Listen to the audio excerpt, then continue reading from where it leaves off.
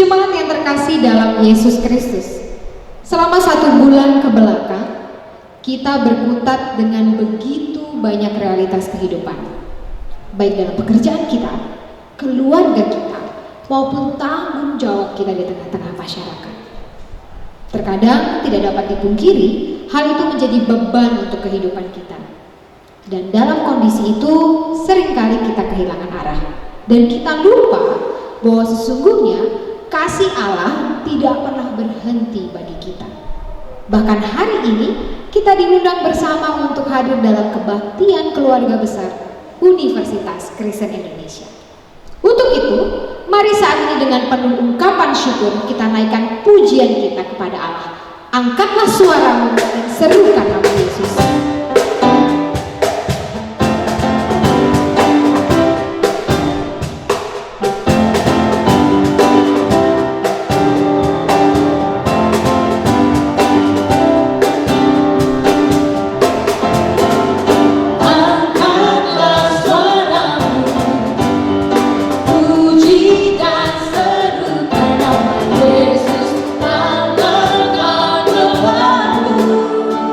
Tak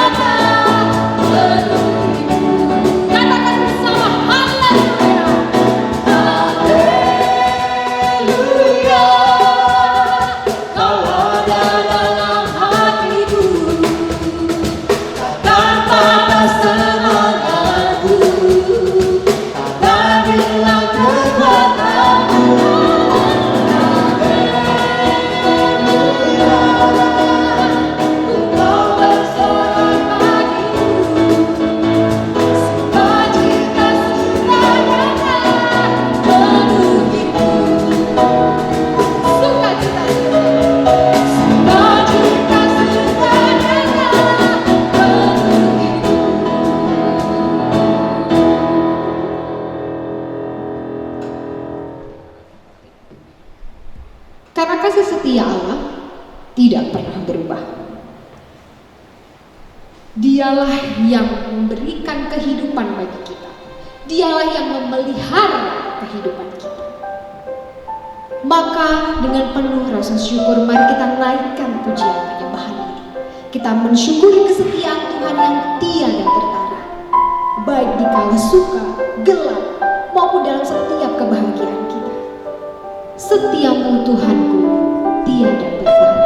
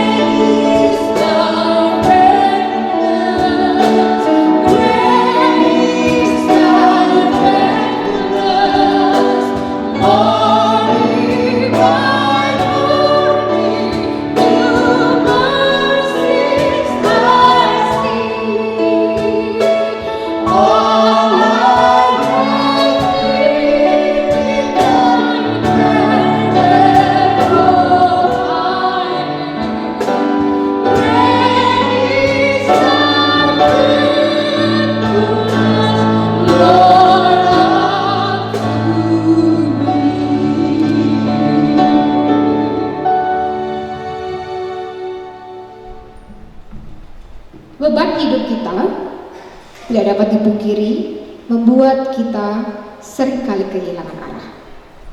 Kita jauh mengutamakan kepentingan kita. Kita jauh mengutamakan kondisi emosional kita, bahkan hawa nafsu kita dibandingkan dengan kehendak Allah. Siapakah kita? Saat ini mari kita merendahkan diri di hadapannya. Kita mohon pertolongan Allah mengarahkan hati dan pikiran kita. Mari datang kepadanya, berlututlah di hadapannya, dan katakanlah, Lord, I come to you, I confess, and I need you.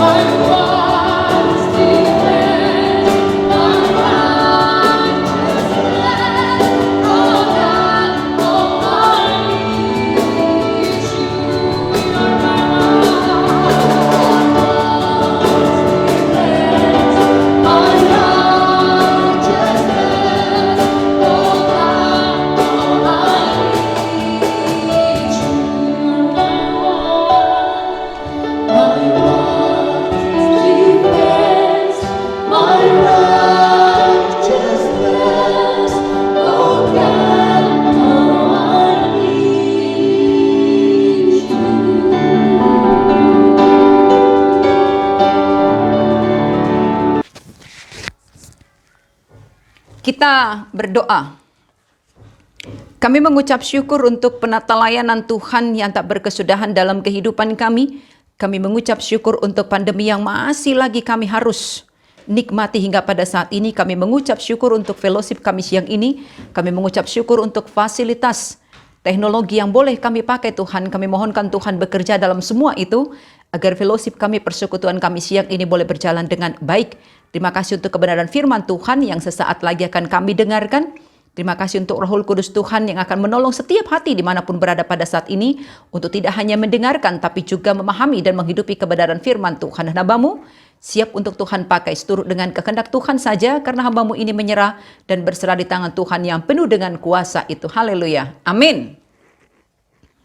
Shalom Bapak Ibu, Saudara sekalian, firman Tuhan menyapa kita hari ini sesuai dengan tema kita bulan ini, Struggling with Self-Control. Izinkan saya membaca kutipan firman Tuhan dari Perjanjian Lama, Amsal pasal 25 ayat 28. Orang yang tak dapat mengendalikan diri adalah seperti kota yang roboh temboknya. Dan kutipan firman Tuhan dari Perjanjian Baru, kitab 2 Petrus pasal 1 ayat 5 ke ayat 8 dikatakan demikian. Justru karena itu kamu harus dengan sungguh-sungguh berusaha untuk menambahkan kepada imanmu kebajikan, dan kepada kebajikan pengetahuan, dan kepada pengetahuan penguasaan diri, dan kepada penguasaan diri ketekunan, dan kepada ketekunan kesalehan, dan kepada kesalehan kasih akan saudara-saudara, dan kepada kasih akan saudara-saudara kasih akan semua orang. Sebab apabila semuanya itu ada padamu dengan berlimpah-limpah, kamu akan dibuatnya menjadi giat dan berhasil dalam pengenalanmu akan Yesus Kristus Tuhan kita. Saudara, izinkan saya memulai perenungan kita akan tema kita bulan ini dengan menceritakan satu kisah nyata yang terjadi di Amerika. Ada seorang ayah yang baru membeli truk. Jadi truk itu adalah truk impiannya, bertahun-tahun dia berusaha untuk membeli truk ini, dia mengumpulkan uang dan puji Tuhan akhirnya dia berhasil mendapatkannya, saudara. Ketika truk itu sudah dia beli, dia bawa ke rumah, dia parkir di tempatnya, lalu sebelum dia meninggalkan truk itu di tempat parkir, dia amat-amati dulu truknya dan lalu dia elus-elus dengan senyum puas melihat truk barunya yang begitu mengkilat. Nah, dia masuk ke rumah, anaknya, saudara yang berusia 3 tahun keluar dari rumah melihat ada truk baru yang parkir di depan rumahnya, senang. Wah, truk baru kinclong banget begitu. Dia elus-elus itu truk, dia pegang-pegang. Wah, kinclong sekali. Lalu dia ambil batu. Dia ambil batu lalu mulai mengetuk-ngetuk truk. Tuk, tuk, tuk, tuk, tuk. Wah. Ketika dia melihat ada sesuatu yang berubah di bodi dari truk itu, dia makin penasaran. Truk, tuk, tuk, tuk. Makin diketuk-ketuknya, apa yang terjadi, saudara? Truk itu lecet di mana-mana. Cat yang tadinya kinclong mulai terkelupas di mana-mana. Ketika dia sedang asik mengetuk-ngetuk truk itu, ayahnya keluar. Begitu ayahnya melihat hal itu, wah, ayahnya langsung kaget. Lalu segera menghampiri anaknya. Dia rampas batu di tangan anaknya lalu berkata, "Kenapa kau rusakkan truknya?" Lalu dengan batu itu dia ambil tangan anaknya, dia pukul dengan batu ini jari-jari tangan anaknya. Puk, puk, puk, puk, puk, puk, puk, puk. Selesai yang satu, puk, puk, puk, puk, puk. Satunya lagi. Ketika si ayah itu sudah kelelahan melakukannya dan mulai tenang, dia baru nyadar apa yang terjadi. Dia baru sadar kalau ayah anaknya itu sudah menjerit-jerit kesakitan dan berdarah-darah di mana-mana. Melihat hal itu, si ayah itu langsung berusaha ya secepatnya membawa anaknya ke rumah sakit. Tapi sayang, saudara, sekalipun dokter sudah berusaha untuk mengatasi luka dari anak tersebut, tapi dengan menyesal dokter harus mengamputasi, memotong semua jari-jari kedua tangan dari anak itu. Ketika anak itu tersadar dari operasinya, dia pandang tangannya yang dibungkus perban, lalu dengan terbata-bata dia berkata pada ayahnya yang duduk di sebelahnya, "Ayah, maafkan aku telah merusak truk baru ayah." Lalu dengan lugu dia bertanya pada ayahnya, "Tapi ayah, kapan jari-jariku akan tumbuh kembali?" Mendengarkan hal itu, ayahnya tak kuasa menahan tangisannya, hatinya sangat terpukul. Ayahnya pulang ke rumah lalu bunuh diri.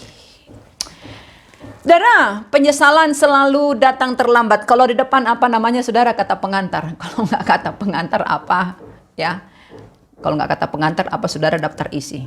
Ya, penyesalan itu selalu datang di belakang.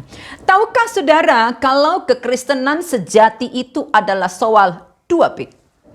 Apa 2P itu? Yang pertama adalah pertumbuhan, yang kedua adalah pertambahan. Dan sayangnya, tanda kutip, saya pakai sengaja ke tanda kutip saudara, karena kita orang-orang di zaman now ini senangnya yang instan.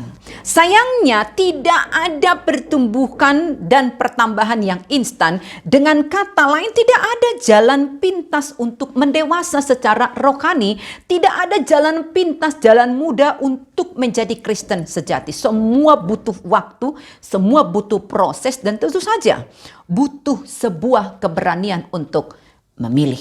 Terkait dengan hal itulah saudara, perikop kita hari ini bicara soal 7 hal yang akan membuat kita punya iman yang tidak sekedar omdo alias omong doang, tapi iman yang benar-benar bertumbuh dan bertambah. Ketujuh hal itu apa saudara? Yang pertama kebajikan, lalu pengetahuan, penguasaan diri, ketekunan, kesalehan, kasih akan saudara, dan kasih akan semua orang. Lalu spesial hari ini saudara, kita akan konsen dengan bagian self-control atau penguasaan diri. Penguasaan diri, self-control. Apa sih artinya saudara? Kamus Besar Bahasa Indonesia menulis, tenang, konsentrasi, fokus, hening. Seperti itu saudara, arti dari penguasaan diri. Sederhana sekali ya. Kalau istilah anak zaman now, santuy saudara. Ya, santuy itu istilah anak zaman now. Kalau kami orang Batak bilang gak hepot. Ada orang Batak di sana, gak hepot, gak rusuh, gak panikan, tapi apa? Santuy. Dan kalau saudara membaca Alkitab, ya, kalau saudara membaca Alkitab, di sini kita bisa menemukan fakta dari beberapa orang yang bisa kita jadikan contoh tentang penguasaan diri ini, pentingnya penguasaan diri ini. Dan ketika hal itu hilang, apa yang terjadi saudara? Kisah dari orang itu sangat memilukan hati. Di Perjanjian Lama kita angkat contohnya Daud. Anda tahu Daud? Dosa apa yang dilakukannya setelah dia kehilangan self-controlnya? Apa saudara?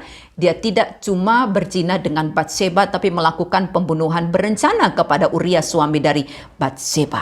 Lalu di Perjanjian Baru siapa kita lihat yang kehilangan self-controlnya, akhirnya hidupnya berakhir dengan apa? Bunuh diri. Siapa itu? Judas Iskariot. 24 jam dia bersama dengan Yesus ya. Saya katakan begitulah, 24 jam. Tapi akhirnya karena dia gagal menguasai dirinya terkait dengan uang, dia akhirnya saudara menyesal penyesalan yang tak bisa dia selesaikan dengan baik karena akhirnya dia bunuh diri.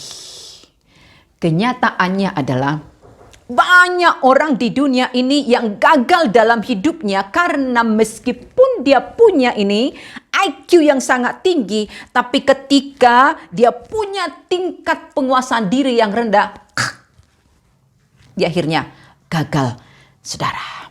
Maka apapun yang dibangun akan hancur jika penguasaan diri rendah. Amsal 25 ayat 28 tadi berkata apa saudara? Orang yang tak dapat mengendalikan diri adalah seperti kota yang roboh temboknya. Perhatikan saudara, kata tembok di situ tidak hanya bicara mengenai batasan suatu wilayah, tapi bisa dipahami sebagai apa? Keamanan, ketenangan. Artinya, ketika tembok berdiri, tembok tersebut berfungsi untuk memberikan apa? Keamanan, kenyamanan, ketenangan. Tapi jika tembok itu roboh, siapapun yang tinggal di balik tembok itu di dalam kota yang dilindungi oleh tembok itu akan menggalau, akan gelisah, menjadi tidak tenang. Karena kenapa? Tembok roboh itu menjadi pertanda kota itu siap untuk diporak-porandakan oleh musuh. Dan Anda tahu, saudara, begitu juga dengan kita. Memiliki berkat yang luar biasa, misalnya pelayanan atau karir yang diberikan Tuhan, karirnya luar biasa, terus naik. Tapi kalau tak punya penguasaan diri, maka iblis akan dengan sangat mudah menyerang hidup kita berkali-kali sampai akhirnya kita jatuh. Saudara lihat, kita akan hancur tanpa penguasaan diri. Kita bukan siapa-siapa tanpa self kontrol. Ketujuh hal yang dipaparkan dalam 2 Petrus tadi adalah bukti bahwa ketika kita mengklaim kita ini adalah orang Kristen, orang yang beriman pada Yesus Kristus, iman itu harus nyata lewat keseharian kita, lewat karakter Kristus yang ada dalam diri kita. Jadi tanpa itu kita akan terjebak menjadi Kristen KTP, saudara. Kristen tanpa pertobatan. Kristen tanpa pertumbuhan. Kristen tanpa pertambahan. Menarik saudara untuk menyimak sebentar kata sungguh-sungguh. Di 2 Petrus pasal 1 ayat 5 tadi. Kata sungguh-sungguh. Apa artinya itu? Gampang. Tidak asal-asalan. Apalagi artinya saudara? Tidak semau gue, tidak ceroboh, tapi harus sepenuh hati. Kenapa? Karena pahamilah semua tindakan kita yang asal-asalan, semua tindakan kita yang ceroboh dan semau gue akan membuat tatanan kehidupan kita menjadi miring. Dan semua yang diletakkan di pondasi yang miring itu rapuh. Ibu pendeta tadi berkata apa? Ringkih. Rentan untuk roboh, saudara. Lalu pertanyaan besarnya adalah, dalam hal apa sih kita harus menguasai diri? Kalau Alkitab kita berkata, saudara, Titus pasal 2 ayat 6, dalam segala hal kita harus menguasai diri. Dan mari kita mulai segala hal itu dengan pertama menguasai apa, saudara? Pikiran kita. Kenapa?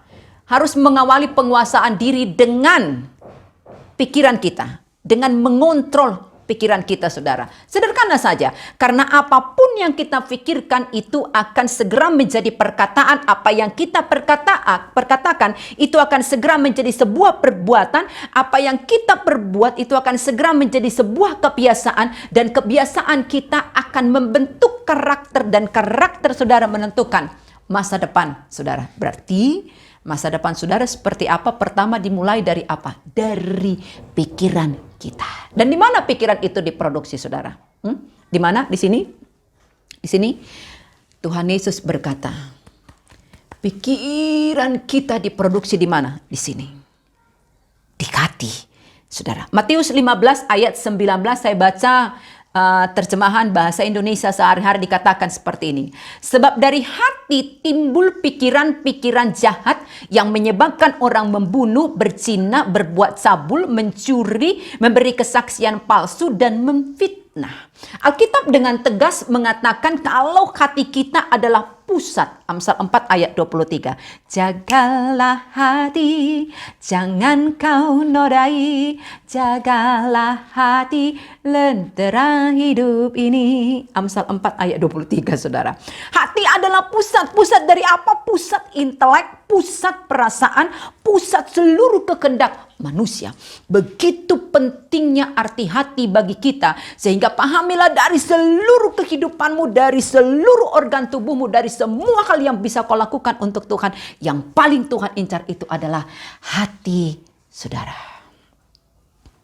Kenapa Ibu Pendeta? Karena hatilah yang membuat berbeda. Hatilah yang membuat pembedaan. Ya, saya pendeta, Anda mahasiswa, saya pendeta, Anda dosen. Apakah itu yang membuat kita berbeda? Tidak. Tapi bagaimana bentukan hatiku dan bagaimana bentukan hati saudara, itulah yang membuat kita menjadi berbeda. Itu sebabnya apa kata Paulus? Akhirnya saudara-saudara semua yang baik, ya, isilah pikiranmu dengan hal-hal yang bernilai, yang patut dipuji, ya. Yang patut dipuji, hal-hal yang benar, yang terhormat, yang adil, murni, manis, dan Baik, terjemahan bahasa Indonesia sehari-hari. Lalu yang kedua, dalam hal apa kita harus menguasai diri? Nih, lisan kita, perkataan. Yakobus pasal 3 ayat 2 mengatakan seperti ini, saudara. Barang siapa tidak bersalah dalam perkataannya, ia adalah orang yang sempurna yang dapat juga mengendalikan seluruh tubuhnya. Tiap kata yang keluar dari mulut kita ini, saudara, ada kuasanya. Dan kelak kita harus bertanggungjawabkan semua kata-kata sia-sia yang kita katakan. Setiap kata yang kita ucapkan, pahamilah itu tidak bisa kita kutip lagi, gak bisa kita kumpulkan lagi. Karena setiap kata yang kita keluarkan itu akan segera meninggalkan jejak bagi yang mendengarkannya. Jadi itu ibarat saudara tancapkan satu paku di tembok, pek, pek, pek, pek. Lalu ketika pakunya saudara cabut, paku itu tetap meninggalkan bekas. Seperti itulah kata-kata saudara. Penting sekali untuk berpikir dulu sebelum ngomong. Kalau kami orang Batak Toba bilangnya apa saudara? Joloni dilat bibir asalidok kata. Apa artinya? Jilat dulu bibirnya baru ngomong. Jadi seperti ini. Kalau saya mau ngomong saya harus begini dulu. Baru ngomong. Kenapa saudara? Supaya saya mikir dulu sebelum saya mengatakan apa yang mau saya katakan. Nah, ya tujuannya apa? Supaya saya nggak asbun, asal bunyi. Tapi betul-betul bisa mengeluarkan perkataan yang memberkati. Coba saudara bayangkan, Anda yang sudah punya anak, atau maybe ada yang sudah punya cucu, setiap hari Anda mendoakan anak atau cucu Anda, minta Tuhan memberkatinya, berkatilah si Polta, berkatilah si Tiur, berkatilah si Butet, bla bla bla bla. Tuhan detil banget Anda menyebutkan anak-anak Anda, mohon Tuhan memberkatinya. Tapi begitu amin, Anda berhadapan dengan anak Anda, menemukan nilai akademisnya misalnya jelek, apa yang Anda, bodoh kali, kok nggak punya otak apa sih? Siapa kok bodoh kali? Apa yang terjadi, saudara? Doamu yang tadi minta Tuhan memberkati sudah tidak sinkron dengan kenyataan kehidupan sehari-hari. Kumaha Tuhan mau memberkati anak-anakmu atau cucumu? Engkau sendiri sudah mengutuknya dengan perkataanmu tadi yang berkata, bodoh kali kau nggak punya otak kau. Anda mahasiswa, ketemu dengan dosen yang sulit, ketemu dengan tugas yang sulit, lalu Anda mengatakan, kali ini gue benar-benar mati asli, mati gue nggak mampu nih, mati gue. Anda memang ketika mengatakan hal itu, Anda nggak langsung mati dalam pengertian napasmu langsung berhenti, napasmu langsung habis, enggak. Tetapi ketika engkau mengatakan mati gue, itu sebuah kutukan kepada dirimu sendiri yang membuat apa? Potensimu, kreativitasmu, bahkan semangatmu untuk bekerja keras hilang. Akhirnya apa yang kau dapatkan? Ya persis seperti yang kau katakan, kau mati meskipun kau masih hidup, karena akhirnya kau dapat nilai apa? Lihat saudara, betapa pentingnya menjaga perkataan kita. Lalu yang ketiga, dalam hal apa kita harus mengendalikan diri? Emosi.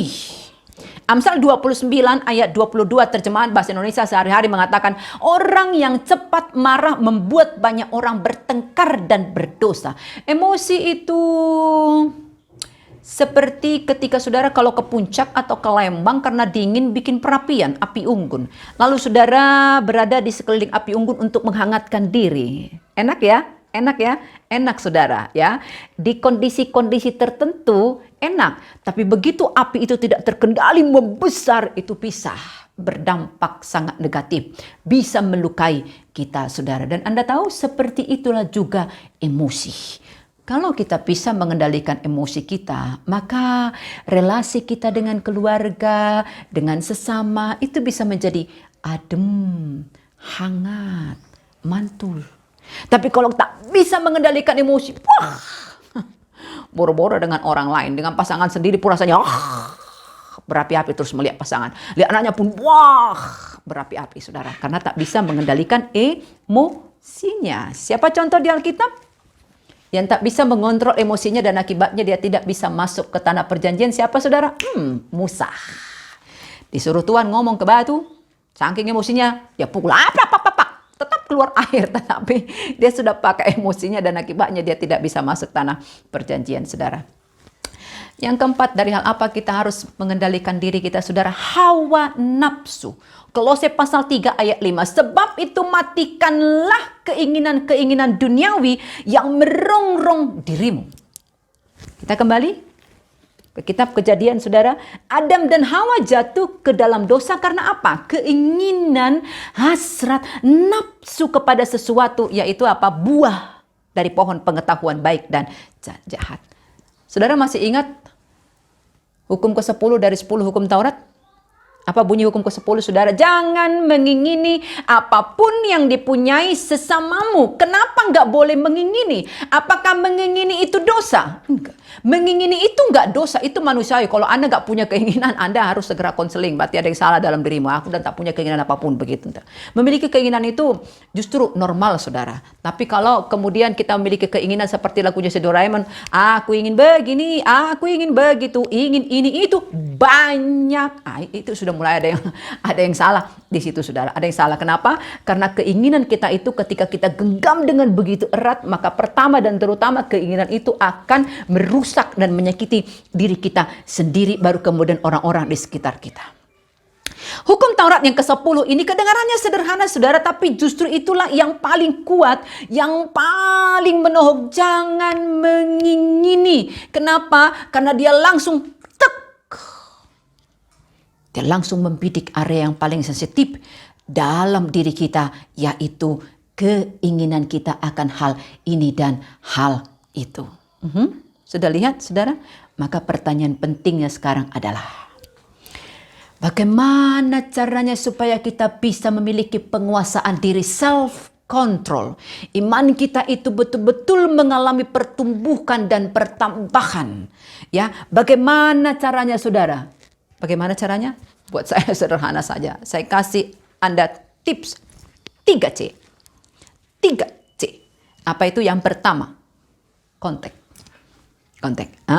Di handphone saudara? Yang punya handphone? Punya handphone? Pasti ada nomor kontak di handphone ya. Di handphone saudara itu. Nah, jadi kita suka menulis daftar kontak kita itu ya sesuai dengan inginnya kita lah. Misalnya ya, ada yang menulis untuk istrinya apa? My lovely. Tapi kalau orang-orang muda biasanya menulis kekasihnya nama kontaknya itu apa? Bebek. Begitu ya. Nah, tapi kalau orang Batak Toba ya, suami-suami Batak Toba kalau menulis nomor kontak untuk istrinya apa yang ditulis? Polisi Toba. Ya begitu, saudara ya. Kalau saya beda, saudara. Saya berupaya menulis kontak suami, anak-anak, orang-orang yang paling dekat dengan saya itu dengan menambahkan A di depan. A. Supaya apa? Mereka berada di urutan teratas. Jadi mudah untuk ditemukan. Nah, apa yang mau saya katakan? Dengan Yesus pun seharusnya seperti itu, saudara. Dia menjadi yang pertama dan terutama di daftar kontak kita, di daftar orang-orang yang selalu ingin kita temui. Dengan begitu kita baru bisa memiliki penguasaan diri. Itu masih tahap pertama, saudara. Yang kedua, connection. Saudara pernah mencoba menghubungi seseorang misalnya lewat WhatsApp, tapi statusnya cuma kotak yang kayak bentuk L itu, saudara. Saya pernah seperti itu. Setelah saya WhatsApp seseorang lalu statusnya seperti ini, kenapa ya? Bahkan saya sampai ngomel. Ini orang ya WhatsAppnya bukannya dipakai, bukannya dimanfaatkan, diaktifkan kayak apa sih fungsinya WhatsApp begitu. Sudah lama saya baru cek handphone, ternyata apa? Pakai datanya nggak aktif. Ya, sampai manusia akhirnya tinggal di planet Mars, nggak akan terhubung saya lewat orang itu dengan WhatsApp, ya lewat jalur WhatsApp. Kalau bagaimana? Pakai data saya tidak aktif, kalau jaringan internetnya nggak ada. Connection. Sudah punya kontak dengan Tuhan, ya sudah punya nomor kontaknya Tuhan. Setelah Anda punya, maka terhubunglah dengan Tuhan. Terhubunglah dengan Tuhan. Kenapa? Karena hanya dengan ketika kita terhubung dengan Tuhanlah kita bisa memiliki penguasaan diri. Di luar itu tidak ada. Itu masih 2. Yang ketiga, 3C, conversation. Halo. Ada telepon masuk ke handphone saya, saudara. Setelah saya angkat, halo. Udah halo, shalom. Kagak ada suara di seberang. Itu bikin kesal, macam kurang kerjaan, saudara. Pernah mengalaminya? Yes. Sudah punya kontak Tuhan, sudah terhubung dengan Tuhan, masuk zonanya Tuhan. Tapi kita nggak ngapa-ngapain dengan Tuhan. Hello, sudah punya kontak Tuhan, terhubung dengan Tuhan. Seharusnya apa? Ayo dong, Dialog dong dengan Tuhan. Berikan waktu kepada Tuhan untuk ngomong dan berikan waktu kepada diri Anda juga untuk ngomong dengan Tuhan. Tidakkah itu artinya berkomunikasi? Ada saat mendengar, ada saat juga untuk didengarkan. Saudara, apa yang mau saya katakan dengan 3C ini? Sederhana saja, tidak ada penguasaan diri di luar Yesus. Yohanes 15 ayat 5. Di luar aku kamu tidak dapat berbuat apa-apa. Karena penguasaan diri itu adalah buah dari Roh Kudus. Maka mustakil saudara memilikinya tanpa berada di zona Tuhan dan tanpa terus-menerus membangun kontak, tanpa terus-menerus terhubung, berdialog, berkomunikasi dengan Tuhan. Pengendalian diri itu, self-control itu cuma akan jadi mimpi. Kedengarannya saudara sederhana ya.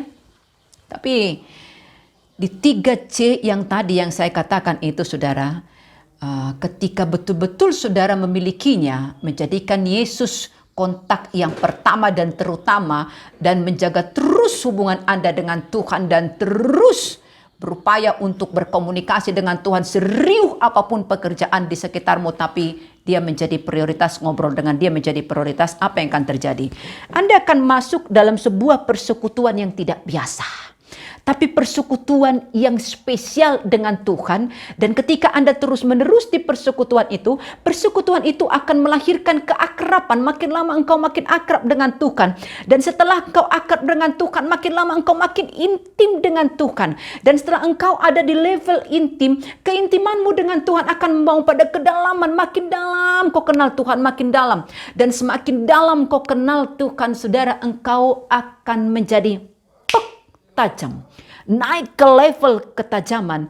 Dan pahamilah, ketika Anda sudah berada di level ketajaman, Anda sudah menjadi tajam, itulah yang akan membawamu ke level yang tertinggi. Apa itu? Ketepatan. Tepat dalam berpikir, tepat dalam bertutur, tepat dalam bersikap. Kenapa? Karena persekutuan dengan saudara yang tidak biasa tadi itu telah berbuahkan penguasaan diri. Apalagi di tengah kondisi pandemi saat ini, saudara. Siapa sih yang tidak terdampak pandemi ini? Bahkan orang yang paling kaya di Indonesia ini pun kena dampaknya, walau tidak seperti kita yang ada di kalangan menengah ke bawah. Ya, tapi semua orang mengalami dampaknya. Tapi ketika saudara punya 3C tadi dengan Tuhan, maka saudara akan paham kalau pandemi ini sebenarnya adalah masa-masa menikmati penata layanan Tuhan secara pribadi. Kenapa? Karena lihatlah, kita yang biasanya bebas untuk ini dan itu, kita yang biasanya bisa ke sana dan ke sini, pandemi ini memberi kita begitu banyak keterbatasan. Kalau buat saya selalu katakan pandemi ini seperti tahun Yobel buat saya. Saatnya menikmati ya anugerah Tuhan tanpa harus bekerja keras untuk ini dan ini seperti biasa saya lakukan. Sebelum pandemi, wah saya lalili kemana-mana. Satu hari bisa minimal 3 pelayanan, 1 di kota Bandung, 2-nya sudah di luar kota. Wah itu luar biasa, menyita waktu dan tenaga saudara. Sekarang stay at home, pelayanan online ada saudara, ada. Tapi itu sangat terbatas. Apa yang saya lakukan saudara? Saya menikmati kebersamaan yang lebih dengan keluarga, mengucap syukur lebih dari sebelumnya. Bahkan ketika saya tiba pada kenyataan ternyata pengeluaran tak berkurang, justru ya bertambah-tambah, tapi pemasukanlah yang berkurang, saya tetap bersyukur. Kenapa? Karena saya punya 3C yang tadi dan tak mau kehilangan hal itu. Saya tak mau stres. Makanya karena anak yang PJJ dan kuliah, saya katakan kepada mereka, ingat anakku ya, saya nomor 1. Kalau ada hal-hal yang tidak nyaman di hati, entah soal pelajaran, perkuliahan, entah guru atau dosen, abaikan. Jangan sampai gara-gara itu nggak bisa tidur nyenyak, lalu kita menjadi stres. Nah, dan ketika saya tahu saudara, justru di pandemi ini, keputusan saya untuk kuliah lagi itu akhirnya menjadi fix, menjadi final. Tapi cuannya kagak cukup. Saya tetap mengucap syukur kepada Tuhan. Saya menikmati cara Tuhan mencukupkan biaya untuk perkuliahan saya dengan bagaimana? Dengan membuat saya menemukan ternyata saya punya potensi yang lain selain mengajar dan berkhotbah. Apa? Jualan online. Jualan online lah saudara. Saya jualan andaliman, saya jualan cumi, dan yang paling manis saya jualan buku saudara. Anda mau beli silahkan. Itu bercanda saudara ya. Jadi bagaimana saya bisa akhirnya mengendalikan seluruh kekhawatiran terhadap pandemi ini, seluruh hal yang bisa muncul karena semua keterbatasan yang dibawa oleh pandemi ini. Sehingga apa yang terjadi, meskipun digoda oleh sekitar, kita tidak tergoda. Meskipun sekitar kita lalim, kita tetap alim. Meskipun sekitar kita kacau, kita tetap tenang karena kita punya self control yang lahir dari 3C, kontak, ya, connection dan conversation dengan Tuhan. Maka entah siapapun Anda, mahasiswa, staf, dosen, atau rektor atau siapapun, terserahlah siapapun. Bukan status atau posisi Anda yang menentukan, ya, bentukan hati Anda.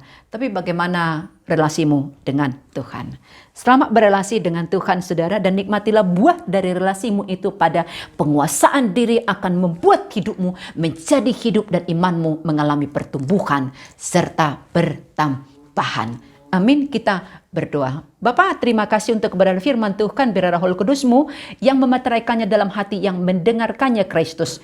Dan hambamu ini mundur, hamba boleh semakin kecil direndahkan, dilupakan orang pun tak mengapa, asal Tuhan yang sudah memberitakan termeterai di hati yang mendengarkannya. Haleluya. Amin.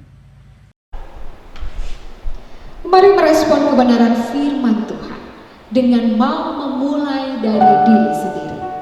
Dengan penguasaan diri yang baik, kita dimampukan untuk melakukan yang terbaik bagi kita, orang tua kita, keluarga kita, masyarakat, dan yang terpenting untuk Kristus. Kumulai dari diri sendiri.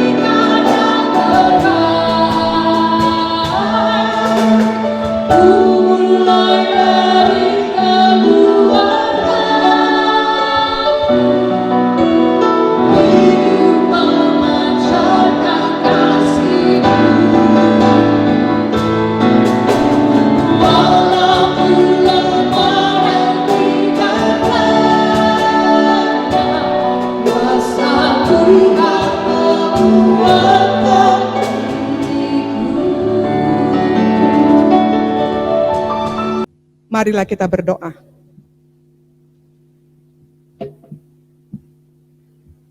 Terpujilah Engkau, ya Allah Bapa kami, Allah yang Maha Pengasih, Sang Gembala kehidupan kami. Kami bersyukur untuk segenap firman-Mu yang telah kami dengarkan. Kiranya Roh Kudus-Mu menolong kami untuk melakukannya dalam hidup kami sehari-hari. Saat ini kami berdoa bersama, memohon pertolongan Tuhan dalam kami menjalani kehidupan kami sehari-hari. Di dalam kesulitan, di dalam kelemahan kami, ya Bapa. Khususnya ketika kami secara global menghadapi serangan virus COVID-19 ini. Biarkan Tuhan kami mampu merasakan kehadiran-Mu bersama dengan kami. Kami semakin mengimani bahwa Engkau tidak pernah meninggalkan kami, ya Bapa.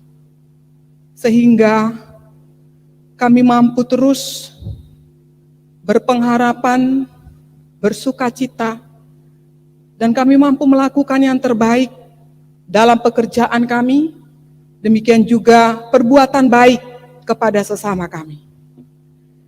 Ya Bapa, berkatilah hamba-Mu, Pendeta Marieta Simanjuntak, yang telah Engkau pakai untuk menyampaikan firman-Mu bagi kami. Berkati keluarga dan pelayanannya. Kami juga berdoa menyerahkan seluruh kegiatan program Universitas Kristen Indonesia. Biarlah Tuhan Engkau memberkati Bapak Rektor, Engkau yang memberkati seluruh para dosen dalam seluruh persiapan yang mereka lakukan untuk memulai tahun ajaran yang baru pada bulan ini. Kami juga berdoa untuk seluruh mahasiswa, khususnya mahasiswa yang berada di rumah mereka masing-masing, yang berada di asrama saat ini. Engkaulah Tuhan yang menolong mereka mempersiapkan diri untuk memulai perkuliahan di tahun ajaran yang baru. Kami juga bersyukur untuk mahasiswa baru. Biarlah Roh Kudus Tuhan menolong mereka mempersiapkan diri pada babak baru kehidupan ketika mereka memulai perkuliahan di UKI ini. Terima kasih Tuhan. Kami juga berdoa untuk pengurus yayasan, untuk pembina dan pengawas. Biarlah Engkau memberkati mereka, menambahkan hikmat-Mu, menambahkan damai sejahtera. Berkati keluarga mereka yang menjadi pendukung mereka dalam tugas pelayanan mereka. Kami juga berdoa untuk rumah sakit UKI, dalam pelayanan para dokter dan perawat juga pendeta rumah sakit.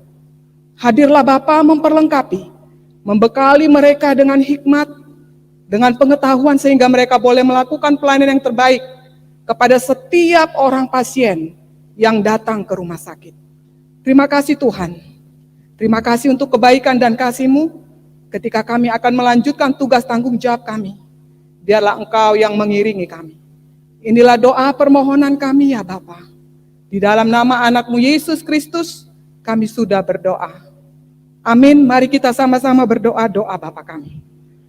Bapa kami yang di surga, dikuduskanlah nama-Mu. Datanglah kerajaan-Mu, jadilah kehendak-Mu di bumi seperti di sorga. Berikanlah kami pada hari ini makanan kami yang secukupnya. Dan ampunilah kami akan kesalahan kami, seperti kami juga mengampuni orang yang bersalah kepada kami. Dan janganlah membawa kami ke dalam pencobaan, tetapi lepaskanlah kami daripada yang jahat. Karena Engkaulah yang empunya kerajaan, dan kuasa, dan kemuliaan sampai selama-lamanya. Amin. Terimalah berkat dari Tuhan Allah. Tuhan memberkati engkau dan melindungi engkau. Tuhan menyinari engkau dengan wajah-Nya dan memberi engkau kasih karunia. Tuhan menghadapkan wajah-Nya kepadamu dan memberi engkau damai sejahtera. Amin.